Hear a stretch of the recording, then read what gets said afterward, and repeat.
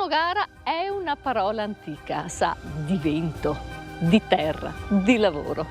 È una riviera senza ostentazione, dove la pietra delle ville e la terra dei campi parlano la stessa lingua. Qui la bellezza non è monumentale, è diffusa, sta nelle siepi, nei fossati, nelle barchesse e soprattutto nelle persone che qui abitavano da sempre.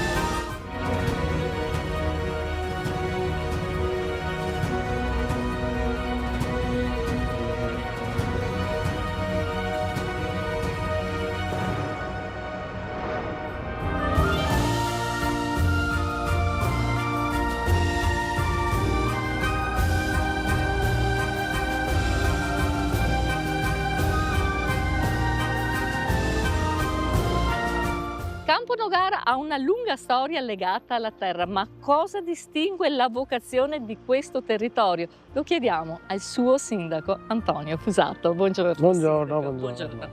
Allora, il mio comune Campo Nogara ha una tradizione legata alla terra, tradizione contadina, come per il resto anche gran parte dei comuni limitrofi.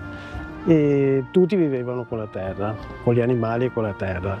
E poi, dopo i primi del Novecento, dopo le guerre sostanzialmente, e soprattutto quando ha aperto Porto Marghera, è diventata un'economia mista, sia contadina che industriale o commerciale.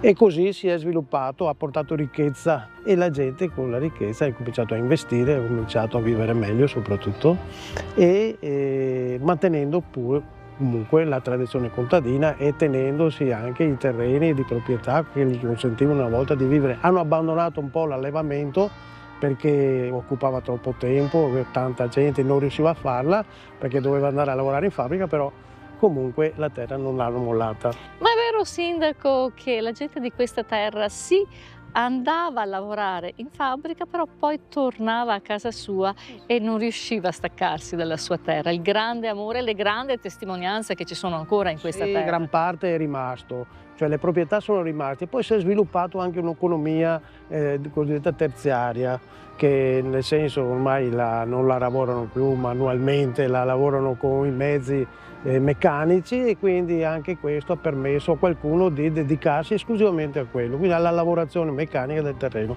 come gran parte del Veneto sostanzialmente.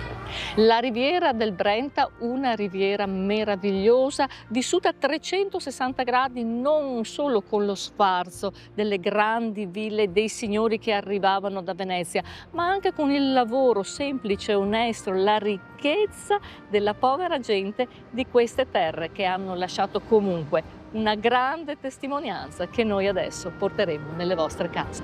Andiamo, sindaco.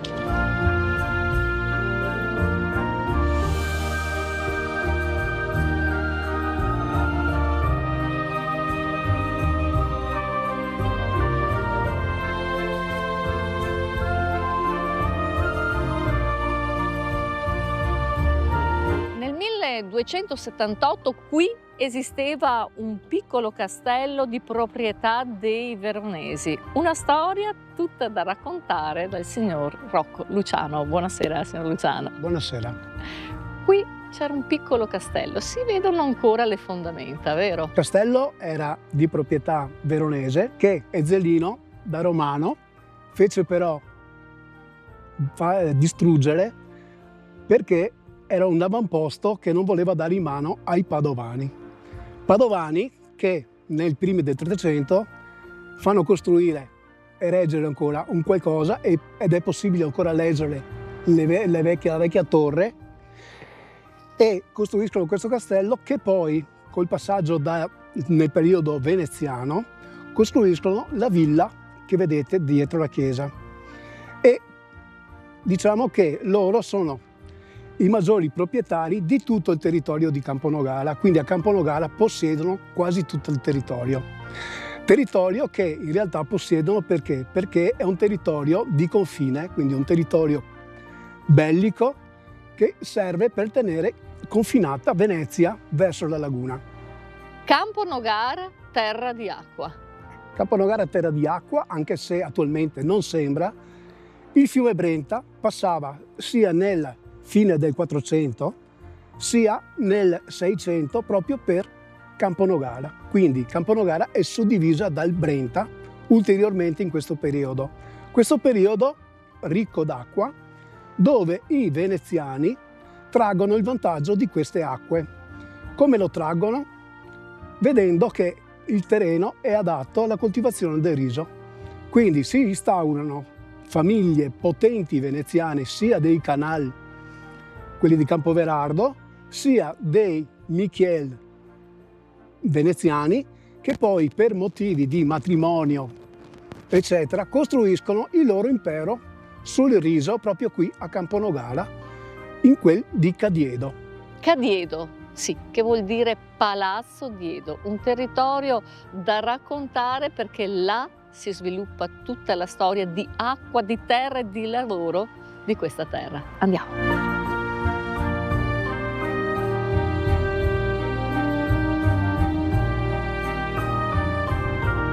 Luciano, è qui che nasce l'economia del posto, proprio da Cadiedo. Sì, Cadiedo si inseriscono in Camponogara nel 500 grazie a un matrimonio con la famiglia dei Michiel che costruisce addirittura una chiesa qui vicino a Lughetto e fanno questa risaia stabile che funzionerà per ben 3 secoli, quindi 3 secoli, dove va a contaminare con questo prodotto tutto il territorio da qui a Padova. Ecco, quindi grazie all'acqua che c'era in questo territorio si può produrre questo riso che poi viene pilato si costruiscono una pila proprio qui vicino, c'è questa località e anche edificio che è ancora visibile, dove pilavano il riso. Questo riso che dava l'economia per tutto il territorio. Cosa vuol dire pilare il riso? Pilare vuol dire levare via le 7 bucce che ha il chicco di riso. In virtù delle stagioni ci si alzava molto presto, uomini e donne, ma soprattutto donne in questo sterminato territorio e raccoglievano il riso. Quanti ettari sono? Beh, sono 17.000 campi. Quindi sono moltissimi campi che poi sono stati estesi perché il riso dava un buon risultato. E com'era la vita di queste persone? Beh, la vita, da come l'ho documentata, non era proprio semplice e soprattutto le cosiddette, dalle altre parti, mondine, sì, dovevano levare via le erbacce, quindi mondare le erbe, sì, che venivano per 3 mesi lasciate sott'acqua per far crescere il riso. Grazie appunto all'acqua che troviamo, questa è la fossa del Palo di cui alimentava proprio le risaie. Un tramonto meraviglioso, quando era sera tutte queste persone andavano a casa e lì cominciava un'altra vita, sì, perché vivevano nei casoni. Ma qui in questo territorio non si viveva solo di riso. In che altro modo? No, si viveva di indotto sempre attorno al riso, quindi si viveva sulla pila, si lavorava sulle acque, soprattutto sulle acque, si lavorava anche a servizio di questi grandi signori che avevano stalle, cavalli, carrozze e avevano tutto quello che loro potevano permettersi di avere. E dove noi adesso vi portiamo.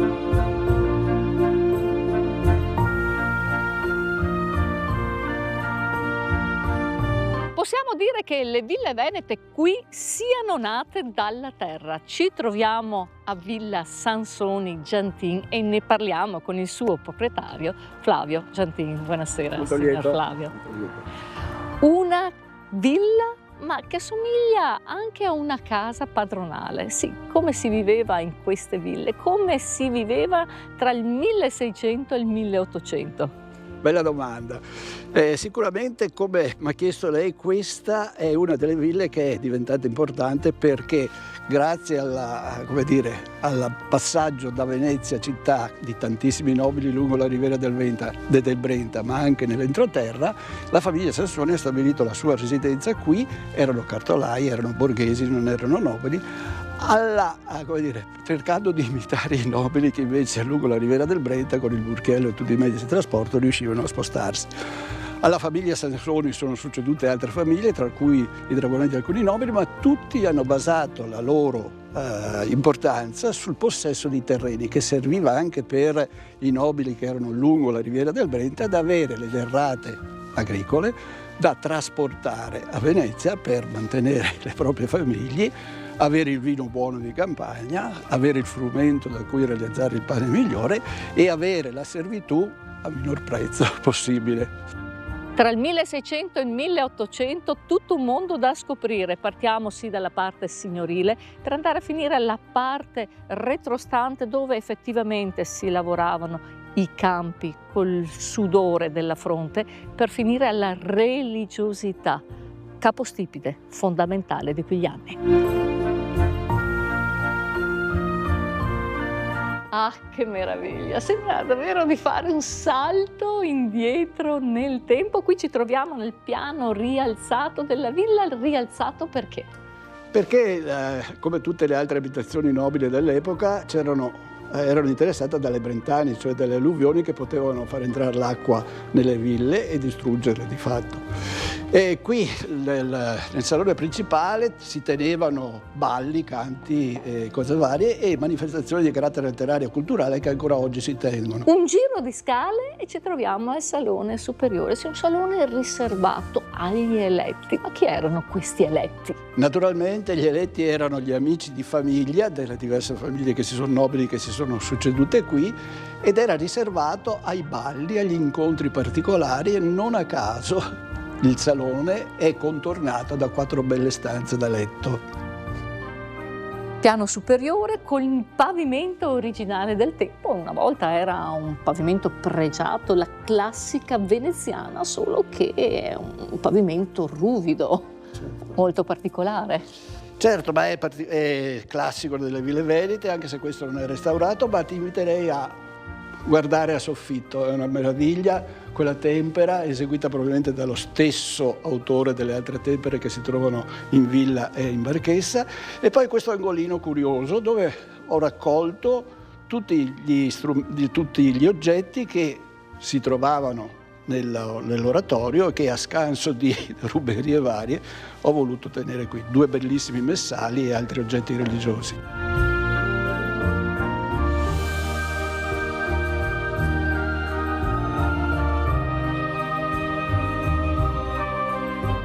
E dulcis in fundus coevo dell'oratorio il piccolo campanile a vela ancora funzionante.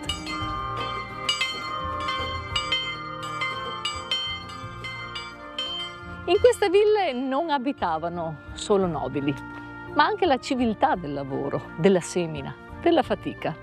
Campo Nogara è terra di ville e di mani che le hanno fatte vivere davvero. Campo Nogara non chiede di essere notata, ma merita di essere ascoltata. Il progetto UNESCO passa anche di qui, tra cultura materiale e immateriale, tra architettura e memoria rurale. Un'eredità viva che custodisce con cura e coraggio.